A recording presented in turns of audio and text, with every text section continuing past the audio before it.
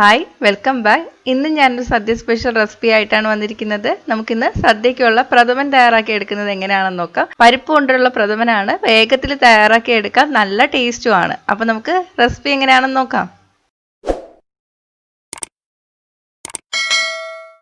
ഞാനിവിടെ 250 ഗ്രാം പയർ പരിപ്പാണ് എടുത്തിരിക്കുന്നത്. ഇത് ഞാൻ കഴുകിയൊന്നും എടുത്തിട്ടില്ല. ആദ്യം നമുക്ക് ചെറുതായിട്ടൊന്ന് വറുത്തെടുക്കാം. എണ്ണയൊന്നും ഒഴിക്കേണ്ട, ചുവട് കട്ടിയുള്ള പാത്രത്തിലിട്ടിട്ട് ഒരു 7 മിനിറ്റ് നമുക്ക് ചെറുതീയിൽ വറുത്തെടുക്കാം. തീ ഇപ്പം ഞാൻ സിമ്മിൻ്റെയും മീഡിയത്തിൻ്റെ ഇടയിലാണ് ഇട്ടിരിക്കുന്നത്. കൂട്ടിയിടരുത്, ചെറുതായിട്ടൊന്ന് കളർ മാറി വന്നാൽ മതി, കരിഞ്ഞു പോകരുത്. ഒരു 7 മിനിറ്റ് കഴിഞ്ഞിട്ടുണ്ട്. ഇനി നമുക്ക് തീ ഓഫ് ചെയ്യാം. ഇനി ഇതൊന്ന് നന്നായിട്ടൊന്ന് കഴുകിയെടുക്കാം. ഇപ്പം കഴുകിയെടുത്തിട്ടുണ്ട്. ഇതിപ്പം ഞാൻ കുക്കറിലാണ് വേവിച്ചെടുക്കാൻ പോകുന്നത്. കുക്കറിലല്ലെങ്കിൽ കുറച്ച് സമയം എടുക്കും ഇത് വെന്ത് കിട്ടാൻ വേണ്ടിയിട്ട്. കുക്കറിലാവുമ്പോൾ നമുക്ക് വേഗത്തിൽ ചെയ്തെടുക്കാം. സദ്യയും കൂടെ ഒരുക്കുകയല്ലേ, അപ്പോൾ എല്ലാത്തിനും കൂടെ സമയവും വേണമല്ലോ. ഇനി നമുക്ക് ഇതിലോട്ട് വെള്ളം ഒഴിച്ചു കൊടുക്കാം. എത്ര പയർ പരിപ്പാണോ എടുത്തത് അതിൻ്റെ ഇരട്ടി വെള്ളമാണ് ഒഴിച്ചു കൊടുക്കാൻ വേണ്ടിയിട്ട്. ഗ്രാമിലല്ല ഗ്ലാസ്സിലാണ് എടുക്കുന്നതെങ്കിൽ 1 ഗ്ലാസ് പരിപ്പ് എടുത്താൽ 2 ഗ്ലാസ് വെള്ളം ഒഴിച്ചു കൊടുക്കുക. ഞാനിപ്പോൾ 1/2 ലിറ്റർ വെള്ളം ഒഴിച്ചു കൊടുത്തിട്ടുണ്ട്.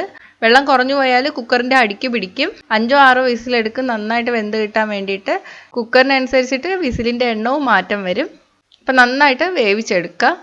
പരിപ്പ് വേവിക്കുമ്പോൾ ശ്രദ്ധിക്കുക, വെന്ത് ഉടഞ്ഞു പോകാനും പാടില്ല. പരിപ്പ് വെന്ത് വരുമ്പോഴേക്കും നമുക്ക് തേങ്ങാപ്പാൽ തയ്യാറാക്കി എടുക്കാം. ഞാനിവിടെ 1.5 മുറി തേങ്ങയാണ് ചിരകി എടുത്തിരിക്കുന്നത്. ഇനി ഇതിലോട്ട് 1 കപ്പ് വെള്ളം ഒഴിച്ചിട്ട് 1-ാം പാല് തയ്യാറാക്കി എടുക്കുക. 3 കപ്പ് വെള്ളം ഒഴിച്ചിട്ട് 2-ാം പാലും തയ്യാറാക്കി എടുക്കുക. ചെറു ചൂടുള്ള വെള്ളം ഒഴിക്കുകയാണെങ്കിൽ നല്ല കട്ടി തേങ്ങാപ്പാൽ തന്നെ നമുക്ക് ഉണ്ടാക്കിയെടുക്കാൻ പറ്റും. ഞാൻ എടുത്തിരിക്കുന്ന 1 കപ്പ് 250 ml ആണ്. ഇനി നമുക്ക് ശർക്കര ഉരുക്കിയെടുക്കാം. ഞാനിവിടെ 500 ഗ്രാം ശർക്കരയാണ് എടുത്തിരിക്കുന്നത്. പയർ പരിപ്പിൻ്റെ ഇരട്ടി ശർക്കരയാണ് എടുത്തിരിക്കുന്നത്.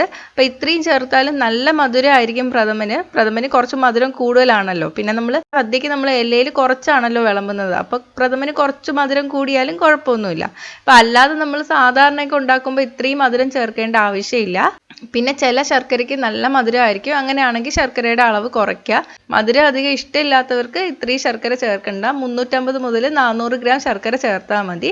ശർക്കര ഉരുക്കിയെടുത്തതിന് ശേഷം നിങ്ങളുടെ ടേസ്റ്റിനനുസരിച്ചിട്ട് പായസത്തിലോട്ട് ചേർത്ത് കൊടുത്താൽ മതി. ഞാനിപ്പോൾ 1 കപ്പ് വെള്ളമാണ് ശർക്കരയിലോട്ട് ചേർത്ത് കൊടുത്തത്. അപ്പോൾ ആ ശർക്കര ഉരുകി വന്നിട്ടുണ്ട്. ഇനി നമുക്കിത് അരിച്ചിട്ട് മാറ്റി വയ്ക്കാം. 2.5 ടേബിൾ സ്പൂൺ നെയ്യ് ചൂടാക്കിയെടുക്കുക. നെയ്യ് ചൂടായി വരുമ്പോഴേക്ക് നമുക്ക് ഇതിലോട്ട് 1 പിടി അണ്ടിപ്പരിപ്പ് ചേർത്ത് കൊടുക്കാം. അണ്ടിപ്പരിപ്പ് ഒന്ന് നിറം മാറുന്ന വരെ വറുത്തെടുക്കാം. നിറം മാറി വന്നിട്ടുണ്ട്. നമുക്കിനി കോരി മാറ്റാം. ഇതിലോട്ട് 1 പിടി ഉണക്കമുന്തിരി കൂടി ചേർത്ത് കൊടുക്കാം. ഈ അണ്ടിപ്പരിപ്പിനും മുന്തിരിക്കൊന്നും അളവൊന്നുമില്ല, നിങ്ങളുടെ ഇഷ്ടത്തിനനുസരിച്ചിട്ട് ചേർക്കാം. മുന്തിരിയും പൊങ്ങി വന്നിട്ടുണ്ട്, നമുക്ക് കോരി മാറ്റാം. ഇനി ഇതിലോട്ട് തേങ്ങാക്കൊത്ത് ചേർത്ത് കൊടുക്കാം. ഇനി ഇതിലോട്ട് 2 ടേബിൾ സ്പൂൺ തേങ്ങാക്കൊത്തും കൂടി ഇട്ടിട്ട് വറുത്തെടുക്കാം. തേങ്ങാക്കൊത്ത് ഓപ്ഷണലാണ്, ഇഷ്ടമാണെങ്കിൽ മാത്രം ചേർത്താൽ മതി. ഒന്ന് ബ്രൗൺ നിറം ആകുന്ന വരെ വറുത്തെടുക്കാം. അതായത് ബ്രൗൺ നിറം ആയി വന്നിട്ടുണ്ട്, നമുക്ക് കോരി മാറ്റാം. ഇനി ഈ നെയ്യിലോട്ട് നമുക്ക് വേവിച്ച് വെച്ചിരിക്കുന്ന പരിപ്പ് കൂടി ചേർത്ത് കൊടുക്കാം. തീ സിമ്മിലോട്ട് ഇട്ട് കൊടുക്കുക. ഒന്ന് നന്നായിട്ട് ഇളക്കി കൊടുക്കുക. ഇനി ഇതിലോട്ട് നമ്മൾ ഉരുക്കി വെച്ചിരിക്കുന്ന ശർക്കര ചേർത്ത് കൊടുക്കുക. ഞാനിപ്പോൾ മൊത്തം ചേർക്കുന്നുണ്ട്, അപ്പോൾ നല്ല മധുരമായിരിക്കും. അപ്പോൾ നിങ്ങൾ ചേർക്കുമ്പോൾ നിങ്ങളുടെ ടേസ്റ്റിനനുസരിച്ചിട്ട് ചേർത്താൽ മതി. ശർക്കര ഒന്ന് വറ്റി കുറുകി വരണം, അപ്പോഴത്തേക്ക് ഈ പരിപ്പിലൊക്കെ നന്നായിട്ട് മധുരം പിടിച്ചു വരും. ഇപ്പോൾ കണ്ടോ, അരവണ പായസം പോലെ ആയി വന്നിട്ടുണ്ട്. അപ്പോൾ ഇങ്ങനെ പ്രഥമൻ ഉണ്ടാക്കി എടുക്കുമ്പോഴാണ് ടേസ്റ്റ് കൂടുതൽ. ഇനി ഇതിലോട്ട് നമുക്ക് 3 കപ്പ് 2-ാം പാല് ചേർത്ത് കൊടുക്കുക. നന്നായിട്ട് മിക്സ് ചെയ്ത് കൊടുക്കുക. ഇതൊന്ന് തിളച്ചു വരണം. തിള വന്ന് തുടങ്ങിയിട്ടുണ്ട്. തീ സിമ്മിലോട്ടാക്കുക. ഇനി ഇതിലോട്ട് നമുക്ക് 1 കപ്പ് 1-ാം പാല് കൂടി ചേർത്ത് കൊടുക്കാം. നന്നായിട്ട് മിക്സ് ചെയ്ത് കൊടുക്കുക. ഇനി ഇത് തിളപ്പിച്ചെടുക്കരുത്. തിള ഒന്ന് വന്ന് തുടങ്ങുമ്പോഴേക്ക് നമുക്ക് തീ ഓഫ് ചെയ്യണം. 1/2 ടീസ്പൂൺ ഏലക്കപ്പൊടി. ഏലക്കപ്പൊടി ഇല്ലെങ്കിൽ 4-5 ഏലക്ക ചേർത്താലും മതി. 1/4 ടീസ്പൂൺ ചുക്കുപൊടി. ചുക്കുപൊടി ഓപ്ഷണലാണ്, ഉണ്ടെങ്കിൽ മാത്രം ചേർക്കുക. 1 നുള്ള് ജീരകപ്പൊടി. നന്നായിട്ട് മിക്സ് ചെയ്ത് കൊടുക്കുക. തിള വന്ന് തുടങ്ങിയിട്ടുണ്ട്, പെട്ടെന്ന് തന്നെ തീ ഓഫ് ചെയ്യാം. ഇനി ഇതിലോട്ട് നമുക്ക് വറുത്ത് വെച്ചിരിക്കുന്ന അണ്ടിപ്പരിപ്പും മുന്തിരിയും തേങ്ങാക്കൊത്തും കൂടി ചേർത്തിട്ട് നന്നായിട്ട് ഇളക്കുക. നമ്മുടെ പ്രഥമൻ റെഡി ആയിട്ടുണ്ട്.